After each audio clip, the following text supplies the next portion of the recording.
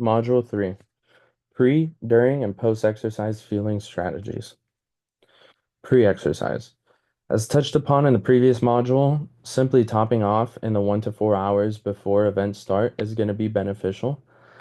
That's going to be anywhere from a 1 to 4 gram per kilogram carbohydrate intake, depending on your carbohydrate oxidation rates, your gastric tolerance, as well as how much time you have leading up to the event. It is important to decrease fiber intake, fat, and protein in order to promote rapid gastric emptying and hydrate with fluids ad libitum.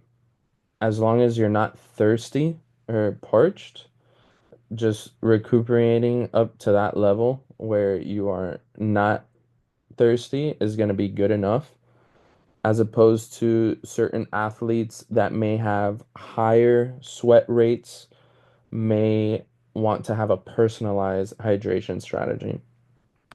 Salt loading is recommended for hydration purposes as well, and also will reduce the likelihood of exercise-induced cramps.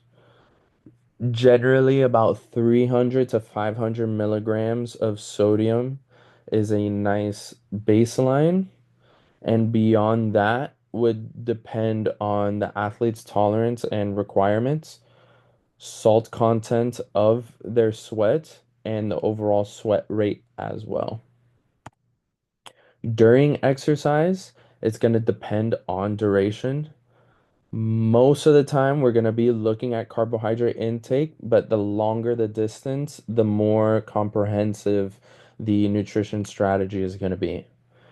For bouts less than 60 minutes, no carbohydrate intake is going to be necessary. Simply mouth rinsing is going to be beneficial. And fluid intake, again, ad libitum. So as long as you're not excessively thirsty. But in instances where the intensity is particularly high, or we're looking at all out bouts of effort, and humidity levels may be increased, or general heat index may be high on that certain day, you do want to take into to account not to lose an excess of 3% of body mass through a fluid secretion, to prevent any performance detriments. That will come more into play when it comes to the longer bouts of exercise, but generally only to be considered in these shorter bouts of exercise if it is a particularly hot and humid day. 60 minutes and up to 2.5 hours. Carbohydrate intake recommendations go up to about 30 to 60 grams per hour. Again, limited by individual oxidation rates and GI distress. Sodium intake, roughly around 500 milligrams per hour, but this can be adjusted as well according to individual athlete needs. And fluid intake is going to be just enough to prevent 2 to 3% body mass loss, which at that point we see performance detriment. For the 2.5 hour plus bouts of exercise, so for the majority of triathlon events, excluding elite athletes in the sprint and sometimes Olympic distance. This is most of the time what we're going to be looking at for triathlon nutrition on race day. There are benefits seen of up to 90 grams per hour or even greater when it comes to carbohydrates, but that's going to be highly individualized, depending on if their gut is trained and for how long, and their experience with high carbohydrate intake diets, gastric tolerance, as well as multiple forms of delivery of the carbohydrate itself being necessary at this rate. So that'll include liquids like drink mixes, semi-solids like gels and such, and solid. Personalized levels of fluid and sodium intake are going to come into effect here. Almost everyone's going to be different here depending on whether you're competing in a triathlon event in Hawaii or Colorado, whether the individual has a high sweat rate or lower sweat rates, and the actual salt and sodium content of the sweat itself. Some considerations to take into place.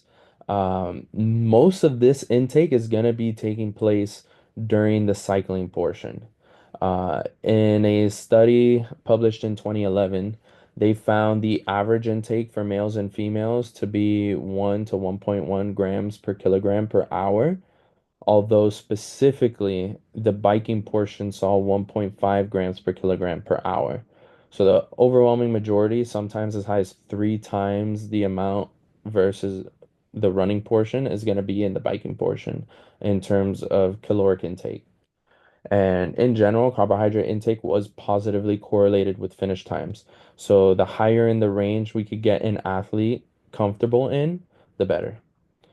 They also found that carbohydrate intake, specifically glucose or sucrose, during prolonged exercise type events, actually prevented the decline in liver glycogen content without affecting muscle glycogen depletion, mainly due to the intensity of the exercise. It's still going to be depleted over time.